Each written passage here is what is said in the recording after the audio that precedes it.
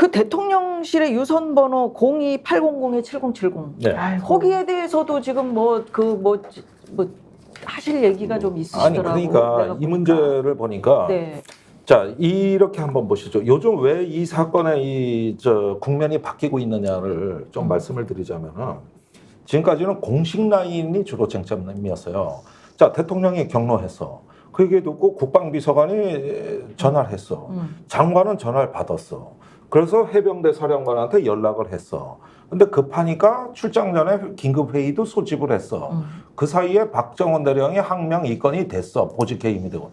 자, 이거는 공적 영역에서 얘기를 하는 거잖아요. 그러나 다른 영역이 존재한다는 것이죠.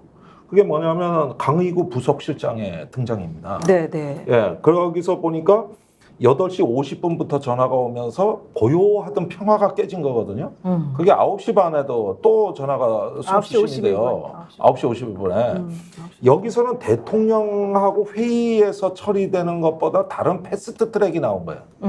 이게 느린 거예요. 저기 회의하고 뭐 장관한테 전화하고 오늘이 지금 임성근 사단장이 보직 해임 대기 상태인데 마지막 보직 해임 명령이 내려가냐 마냐는 긴박한 순간이니까 공식 라인은 늦죠. 네. 그러면은 전혀 이 사건과 관련 없는 부속실장이 끼어들고 그래가지고 우당탕탕 한 다음에 여기서 중요한 얘기가 나와요. 내가 이거 언론에 얘기해 사람들이 이걸 않게 보는데 네.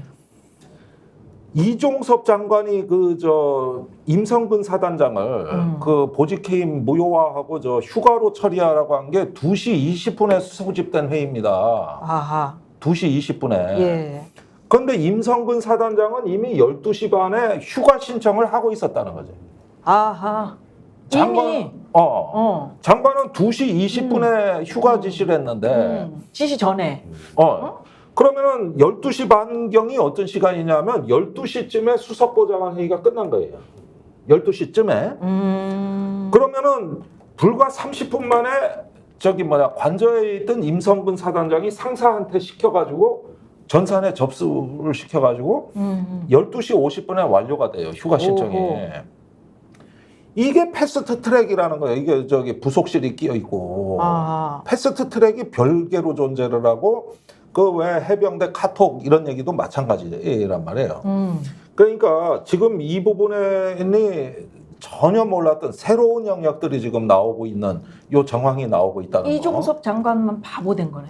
그렇죠. 그죠, 바보죠. 그러니까 이종섭 장관은 의외로 책임이 적을 수도 있어. 나중에 회수한 것도 자기가 시킨 일도 아니고 미리 연락 다 해서 편 다 짜놓고 나한테는 뒤처리만 하라 그런 거다. 그렇지. 이럴 수도 있는 거지. 할 수 있네. 그래가지고 지금 여기서 이러는 와중에 그 7070 전화가 이제 어떻게 해석한 거냐 하는데 저는 당연히 임기훈 비서관이 한 건 줄 알았는데 그게 아니라는 거거든 지금 얘기가. 예, 번호가 지금 다르다는 거거든요. 네. 안보실장도 아니라는 거거든.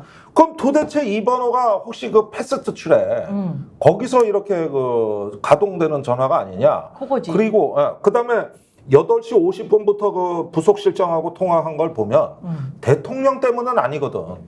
대통령은 회의 때 다 소통이 되니까 뭐가 급해서.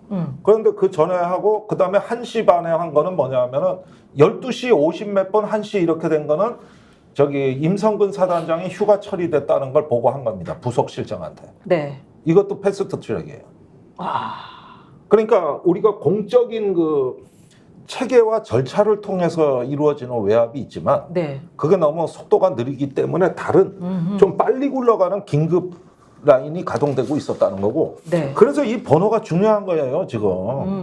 이게 왜 나왔느냐가 이러니까 여기서부터는 이제 대통령실의 비서실장 이하 직원들은 대응할 능력이 없습니다. 아니 그래도 우선 첫째 아는 게 없고 아는 게 없고 물어볼 수가 없고 물어볼 수도 없고 자기들도 오히려 남한테 모를 걸 내가 이 사건 설명하라 그러면은 제가 그 대통령 비서실 다 모아놓고 강연을 할 수가 있다고 교육을 요게 전이 이렇고 후가 이래서 이렇게 이렇게야.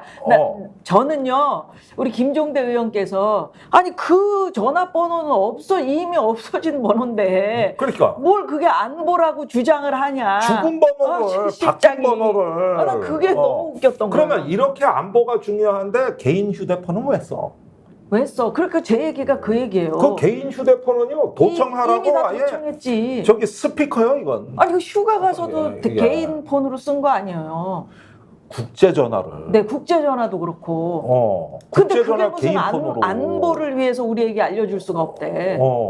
다 털리는데 뭘 안보는 안보 같은 소리 하고 있는. 이미 털렸죠. 안보 이미 같은 털렸어. 소리 하고 안보라면. 그래서 정말 걱정인데. 그럼 이거 어떻게 될 것 같아요? 노영희 변호사는 지금 최상병 특검법 본회의 상정됐고 또 필리버스터로 지금 맞대응하고 있고. 그럼 맞대응 해봤자 어차피 24시간 지나고 나면은 뭐 야당에서 이제 올릴 거잖아요. 그러니까 그건 뭐 상정되고 통과되고 당연히 그러고 나면은 대통령이 거부권 행사할 것이고 거부권 행사하고 난 다음에 얼마 만에 제의해야 된다 이런 얘기는 없어요. 그렇지. 네, 그러니까 현실적으로 8월달 넘어서 이제 타이밍을 보면서 사실 할 수도 있고요. 잘 준비해서. 네, 그리고 더 중요한 거는 야당이 그러니까 야당이 보기에 여당이 한동훈 당대표 후보자하고 나머지 3명의 후보자하고 간에 지금 이 기름처럼 이렇게 뭔가 좀 그어져 있잖아요. 이 와중에서 국민의힘 의원들의 움직임이 사실은 다 포착이 되고 있어요. 그러니까 물론 우리가 지금 뭐 개혁신당은 2명을 뺀다고 하더라도 그럼 189명이잖아요. 189명 플러스 10몇 명만 사실 들어오면 되거든요. 근데 여기에 지금 탄핵 청원 들어가고 이제 여론조사 이런 거 나올 거예요. 탄핵에 동의한 당신들은 만약에 왜 탄핵이 돼야 된다고 생각합니까? 그러면서 여기에 만약에 최상병 특검이나 대통령 거부권 이제 이런 얘기가 나오게 되면은 그게 사실은 이 국민의힘 의원들에게도 엄청나게 압력이 되는 거 아니겠어요? 네. 그런 거 따지게 되면 현실적으로 저는 타이밍의 문제일 뿐이지 결과론적으로는 저 이번에 있는 대통령이 아무리 거부권을 행사해도 된다고 생각하고요. 특히 7월 10일 날 정도에 경북경찰청에서 수사 발표한다 그랬잖아요. 10일경에요? 네, 그 7월 날짜도 나왔어요? 10일이라고 이제 말했는데 10일인지 그 이후인지 모르겠습니다. 그 일주기에 맞추는 겁니다. 7월 19일 중순 정도 이제 나온다고 해요. 그러면 그 결과를 보게 되면 생각해 보세요. 그 결과가 경북경찰청에서 나오는 결과는 결국 대통령실이나 용산에서 원하는 방향으로 나올 거잖아요. 제대로 수사가 안 됐으니까. 그래요. 그럼 그걸 보고 난 국민들이 야 이거 괜찮다. 나 이거 뭐 동의한다. 이렇게 생각하지 않을 거잖아요. 그럼 저는 그게 오히려 더 도화선이 될 수도 있다고 봐요. 그런데 오늘 조국 신당이 이 여야 극한 대치를 풀어야 되겠다면서 이 특검 추천권을 제가들이 포기한다 그랬는데 그러니까 참. 그럼 특검 추천을 포기하면 조국 신당이 그럼 개혁신당이 좀 없는데 개혁신당은 대한변협을 얘기합니다. 그 대한변협으로 넘겨도 되는 거예요? 이 추천권을? 아니 이게 원래 21대 때 처음에 그 발의됐었을 때 특검 추천 관련 최상병 특검 관련해가지고 변협에서 추천하는 사람 중에서 2명을 뽑아가지고 민주당이 하기로 돼 있었다가 이번에 22대 때에서 원래 다시 만들어진 게 민주당하고 조국혁신당하고 이제 뭔가 비교섭단체에 대해서 한번 하자 그랬었잖아요. 근데 이거를 지금 조국혁신당에서 우리는 그냥 이렇게 시끄러워지는 거 싫으니 뭐 우리는 포기한다 이렇게 말해버리면 사실은 안 되는 거예요. 그게 이제 정확하게 그 당의 입장인지는 제가 잘 모르겠습니다만은 오늘 나온 그런 결과를 보게 되면 사실 좀 실망스럽거든요. 제가 이 변협 관련해서 제가 몇 가지 지금 일들을 하는데 굉장히 편향적이라고 느껴지고 있어요. 변협이. 이건 말도 안 되는 건데 완전 친정을 펴는다는 사건이 내가 느껴져서 그런 단체에다가 지금 이 특검 추천권 넘겼을 때 만약 똑바로 수사 안 나오면 그때 어떡할 겁니까? 그러니까 변협은 제가 있어봤잖아요. 근데 변협의 집행부들은 저도 집행부에 4년이나 있었었어요. 그래요? 네, 집행부 회의를 하게 되면은 보수적인 사람들의 성향이 훨씬 더 강하게 움직이고요. 변협 회장도 혼자 막 결정하는 건 아니에요. 근데 저는 변협 회장에게 이런 거 자꾸 맡기고 이러는 거는 사실은 아까 말한 대로 변희재 대표 말대로 좀 위험한 부분이 있다고 생각해요. 그래서 변협이나 대법원에게 자꾸 맡기자고 하는 건 그들이 객관적인 제3자일 수 있다고 생각하기 때문인데 현실적으로 그분들은 사실은 국민 대다수가 생각하는 여론의 방향대로 생각하지는 않아요. 그래서 저는 그 부분에 대해서는 조금 심사숙고하는 게 맞다고 봐요. 스픽스가 말하는 언론입니다. 대세는 유튜브, 그중에서 스픽스. 좋아요, 댓글, 구독, 알림 설정. 여러분이 저희를 사랑해 주시고 우리가 여러분을 사랑하는 4가지 방법입니다.